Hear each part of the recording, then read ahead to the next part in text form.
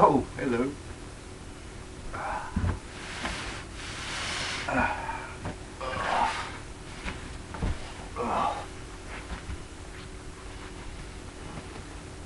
I'm Howlermouse, and welcome to stately Mouse Manor over here. Alright guys, last video of the year of 2014, back in the comic book room. Made a little space in here, still needs a little work. And sorry it's taken me a week to get another video out. I really got rolling there in November and December with videos. A lot of new subscribers, a lot of great feedback. Actually had a lot of new people getting a hold of me on Facebook, talked some comics. It was pretty cool. So hey, appreciate it, man. Welcome. Alright, so figured for the last video of 2014, and oh what a year it's been, figured I'll show you this $10 haul I got. When I went up to get this haul and stuff, one of the reasons it's taking me a week to get a video out is old viewers will know what I'm talking about, but the Mothman seems to have, he's closing in on me. Every time I go out and I hit the 4-lane and stuff, he's right there, so you know, it's been a little bit of a fight to get out and stuff and make sure he doesn't find where I'm at. It's taken him 5 years. I thought he got me down in the last place I lived, but that turned out to be Bigfoot, and I scared him off. But anyway, one of the first things I got was a VHS tape of It Came From Beneath the Sea, a classic Ray Harryhausen, probably one of his first movies. The guy was inspired by King Kong. He became a legend and very innovative in the stop motion animation that has carried on through Jason the Argonauts, Clash of the Titans, the Sinbad movies, and inspired people all the way up to Nightmare Before Christmas, The Corpse Bride, James and the Giant Peach. It's still there. You've seen it everywhere. Really happy to have that from 1955. Okay. Then I have a Golden Age book. This is from 1948, I believe, number 47 of Classics Illustrated of 20,000 Leagues Under the Sea. You got to watch. These have been reprinted over and over and over. And you know, really glad to get this for as cheap as I got. Crom the One, who doesn't have a channel anymore, he, out of the goodness of his heart, somewhere along the line, he sent me the Time Machine Classic Illustrated, and I just flipped out when I saw that. Okay, a little series that I'm starting to find in the wild a little bit. I now have 2 issues out of 6. This is number 5. This is Albion, and this is by Alan Moore, Leah Moore, his daughter. That's one of the significance of getting it. And I don't know if they're worth anything. I really don't care, but I came real close to this getting online and ordering them and justifying that extra money would be the gas money I would normally spend to go look for them in the wild, but that's not Howlermouse. And Howlermouse, yeah, I'm speaking in third person, you know, likes getting them cheap and good. One of my next videos I'm going to do is going to be the Wizard half issues that you had to order at the late 90s to probably the mid 2000s. Explain what those are. Found 2 of the Battle of the Planets half issues. And back in Saturday mornings, when cartoons just came on Saturday and you had 3 channels, in the late 70s, you know, I would wake up early on Saturday mornings, belly crawl past the parents' room so I wouldn't wake them up because this was my time. And before the network cartoons came on, you would get the syndicated stuff, and I was watching the first run of Battle of the Planets in America with Johnny Quest. Okay. Really happy to get these. This is the movie adaptation of the second Crow movie, City of Angels. Weak movie, I will agree, but the significance is that it has Iggy Pop in it. He's right there on the cover of this phenomenal Tim Bradstreet cover.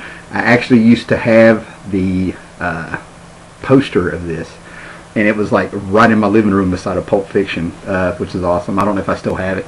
And the significance of Iggy Pop is that James O'Barr based the Crow's physique, muscle tone, everything, the way he moved, on Iggy Pop. Okay?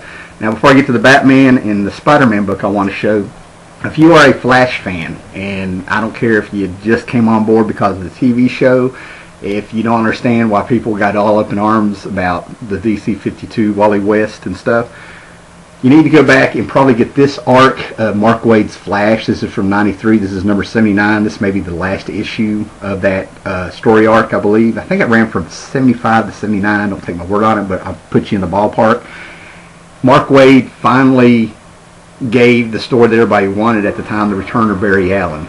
Or was it? You know, great story. He created the whole Flash Speed Force little mini universe within the universe. He started bringing in all these speedsters that some have never been used. He brought in the idea of Legacy, Max Mercury. Great stuff, great stuff. Alright, now the other stuff I got here, I'm probably going to put these on eBay. I'm not going to lie, but I got some Batman books here. And we always... It's you. You son of a bitch, you found me. Wake up, it's time to die.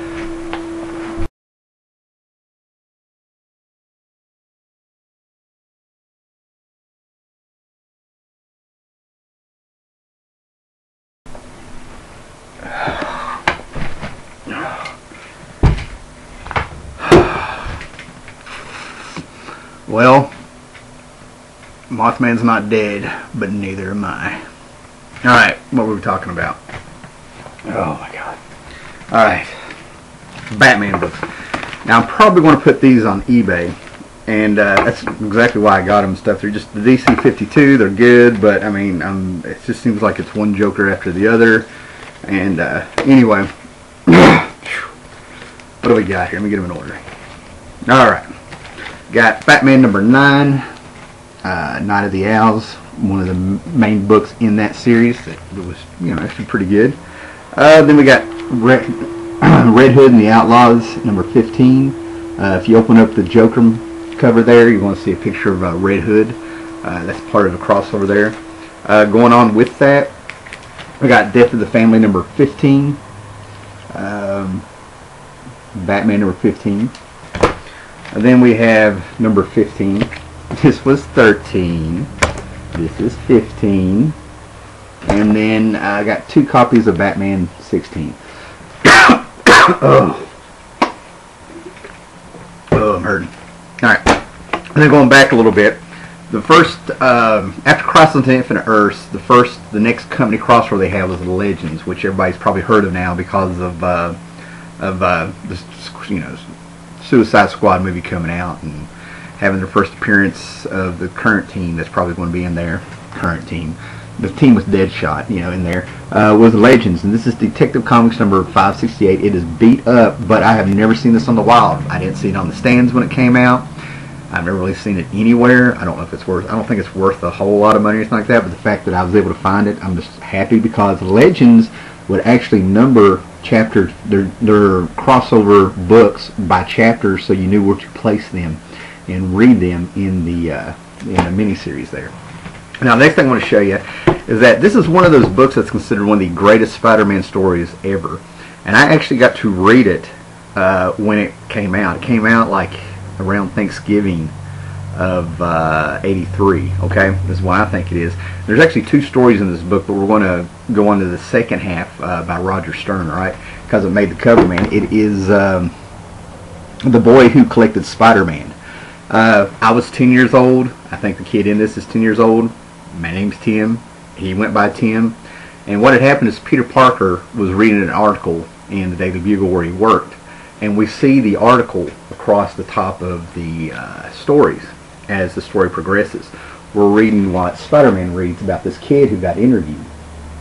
And he gets in there, and Spider-Man ends up telling him everything. Shows him super strength, puts on a show, bounces around his rooms, talks to him, lets the kid talk to him. He shows him his scrapbook. He shows him stuff that he's collected. Like, I think he pulled some bullets out of the wall, out of a brick building where Spider-Man was taking down some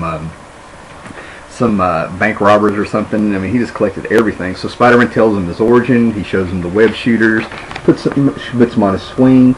Just a real sweet story, man. All of a sudden it's just like 2 kids hanging out, and we start reading more and more of the article.